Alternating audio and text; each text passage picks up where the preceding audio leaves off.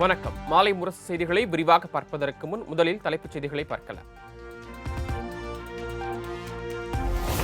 ஜம்மு காஷ்மீரில் அமைதியான முறையில் நடைபெற்று முடிந்த முதற்கட்ட தேர்தல் 61.13 விழுக்காடு வாக்குகள் பதிவானதாக மாநில தேர்தல் ஆணையம் தகவல்.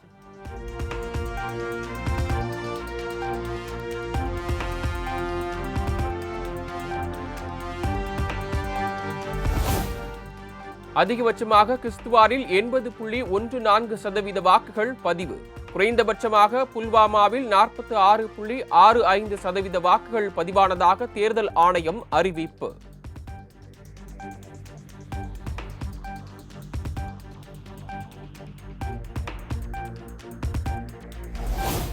முதற்கட்ட தேர்தல் நடைபெற்று முடிந்த நிலையில் பிரதமர் நரேந்திர மோடி இன்று ஜம்மு காஷ்மீர் பயணம். ஸ்ரீநகரில் நடைபெறும் தேர்தல் பேரணியில் பங்கேற்று உரையாற்றுகிறார்.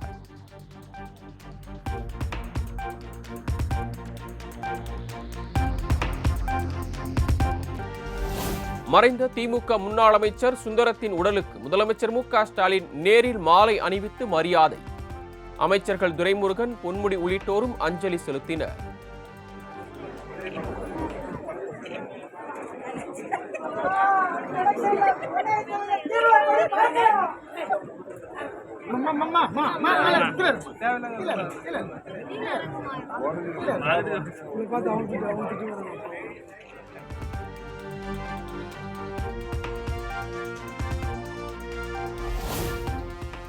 திமுக முன்னாள் அமைச்சர் க. சுந்தரம் மறைவுக்கு முதலமைச்சர் மு.க. ஸ்டாலின் இரங்கல். கட்சி மற்றும் மக்கள் பணியில் முழுமையாக அர்ப்பணித்து செயல்பட்ட சுந்தரத்தின் மறைவு பேரிழப்பு என கருத்து.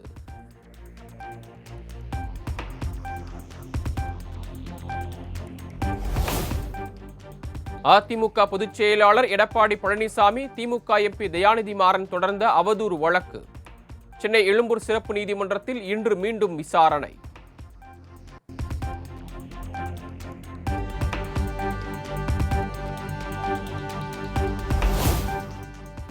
தலித் வெறுப்பை விதைத்தவர் ராமதாஸ் என்பதால் அவருடன் சேர முடியாது. சேலத்தில் நடைபெற்ற மண்டல நிர்வாகிகள் கூட்டத்தில் விசிக தலைவர் திருமாவளவன் திட்டவட்டம். தலித் நான் தலித் என்கிற ஒரு அரசியலை முதலில் இந்தியாவிலேயே ஒரு மாநில அரசியலில் விதைத்தவர், தலித் வெறுப்பை விதைத்தவர். அதனால தான் அவரோட சேர முடியாதுன்னு நம்ம சொல்றோம். அவருடைய உள்ளீடான நோக்கம் என்பது மிகவும் ஆபத்தானதாக இருந்ததை மிக காலம் கடந்து நாங்கள் புரிந்து கொண்டோம்.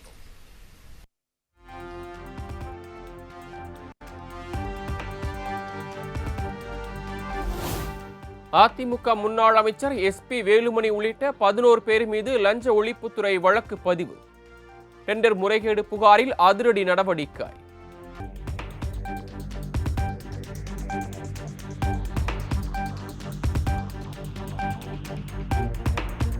உதயநிதிக்கு துணை முதலமைச்சர் பதவி வழங்குவதால் எந்த மாற்றமும் நிகழப்போவதில்லை.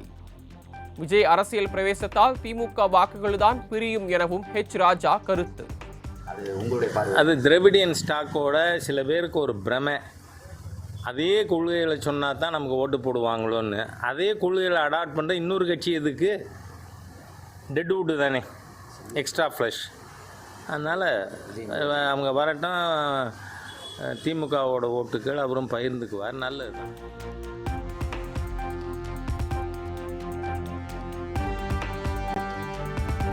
இரண்டாயிரத்து 26 சட்டப்பேரவை தேர்தல் திமுக ஆட்சிக்கு முடிவுரை எழுதும் தேர்தலாக இருக்கும்.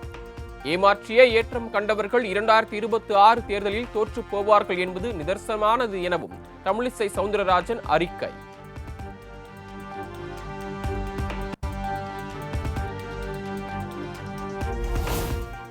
ஒரே கட்டமாக தேர்தல் நடத்த முடியாதவர்களால் ஒரே நாடு ஒரே தேர்தல் திட்டத்தை எப்படி செயல்படுத்த முடியும்?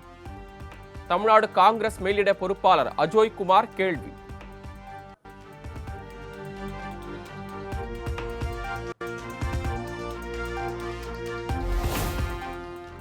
ஆட்சிக்கு வந்தவுடன் மதுக்கடைகளை மூடுவோம் என கூறி திமுகவினரை மதுவிலக்கு மாநாட்டிற்கு அழைத்துள்ளார் திருமாவளவன். மதுரையில் முன்னாள் அமைச்சர் செல்லூர் ராஜு விமர்சனம்.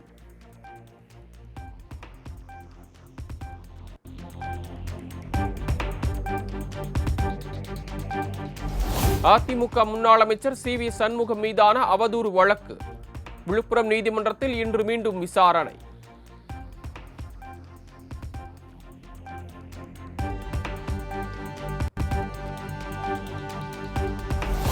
மணப்பாறை அருகே மாற்று சமூகத்தை சேர்ந்த பெண்ணை திருமணம் செய்ய முயன்ற கல்லூரி மாணவர் மீது கொலைவெறி தாக்குதல். நாம் தமிழர் கட்சி நிர்வாகி உள்ளிட்ட 3 பேருக்கு வரும் 30ஆம் தேதி நீதிமன்ற காவல்.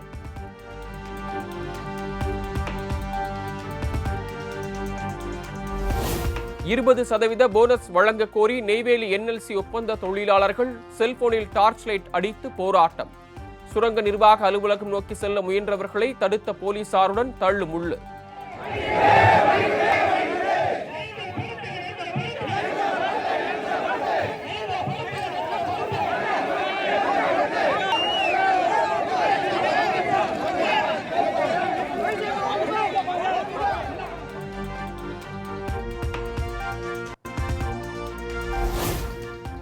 துறையூரில் தனியார் உணவகத்தில் ஆம்லெட் ஆகும் அரசு சத்துணவு முட்டைகள்.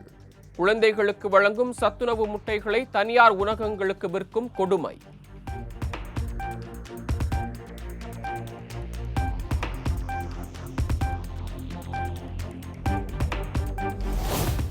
பரமக்குடியில் வண்டல் மண் எடுக்க நடைச்சீட்டு வழங்குவதற்கு 10,000 ரூபாய் லஞ்சம் வாங்கிய வட்டார வளர்ச்சி அலுவலர் கைது. லஞ்ச பணத்தை பெற்றபோது கையும் களவுமாக சிக்கினார்.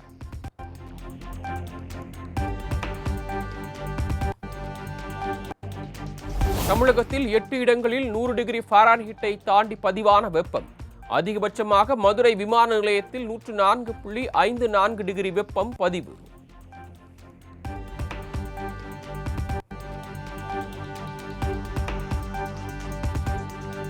திருப்பதி ஏழுமலையான் கோயிலில் பௌர்ணமியை முன்னிட்டு தங்க கருட வாகனத்தில் எழுந்தருளிய மலையப்ப சுவாமி. மாட வீதிகளில் காத்திருந்த பல்லாயிரக்கணக்கான பக்தர்கள் தீபம் ஏற்றி சாமி தரிசனம்.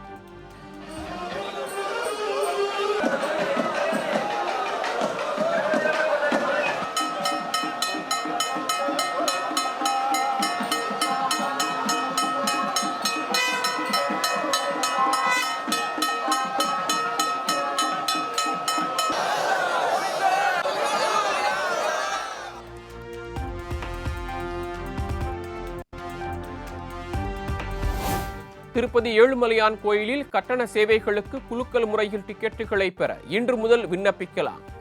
திருமலை திருப்பதி தேவஸ்தானம் அறிவிப்பு.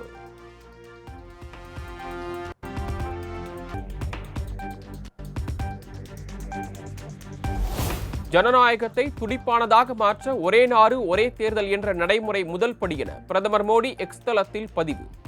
முன்னாள் குடியரசுத் தலைவர் ராம்நாத் கோவிந்த் தலைமையிலான குழுவினருக்கு பிரதமர் பாராட்டு.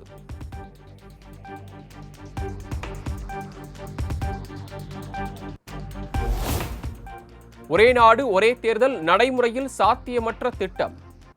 கூட்டாட்சி கட்டமைப்புக்கு எதிரான ஒன்று என்றும் கர்நாடக முதலமைச்சர் சித்தராமையா விமர்சனம்.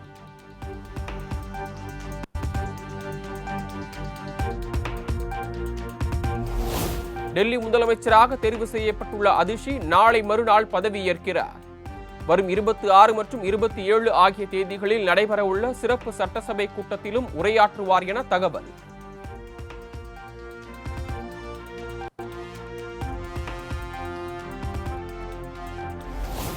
YSR காங்கிரஸ் ஆட்சியில் திருப்பதி கோயிலில் லட்டு பிரசாதம் தயார் செய்ய விலங்குகளின் கொழுப்பு கலக்கப்பட்ட நெய் பயன்படுத்தப்பட்டது.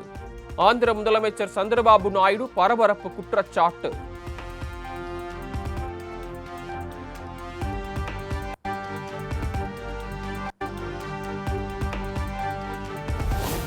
கேரள மாநிலம் மலப்புரம் பகுதியில் 38 வயதான இளைஞருக்கு குரங்கம்மை நோய் தொற்று உறுதி. தீவிர சிகிச்சை அளிக்கப்பட்டு வருவதாக மாநில சுகாதாரத்துறை தகவல்.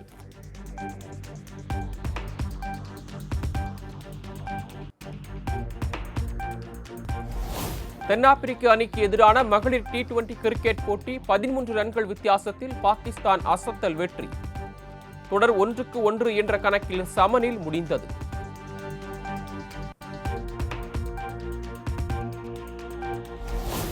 இந்தியா வங்கதேசம் அணிகளுக்கு இடையிலான முதலாவது டெஸ்ட் போட்டி சென்னை சேப்பாக்கம் மைதானத்தில் இன்று தொடங்குகிறது.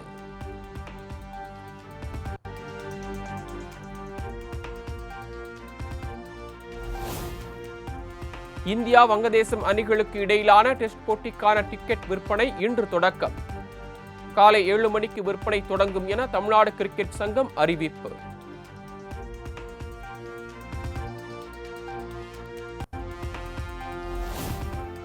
தொன்னூற்று அகில இந்திய ஹாக்கி போட்டி சென்னையில் இன்று தொடக்கம்.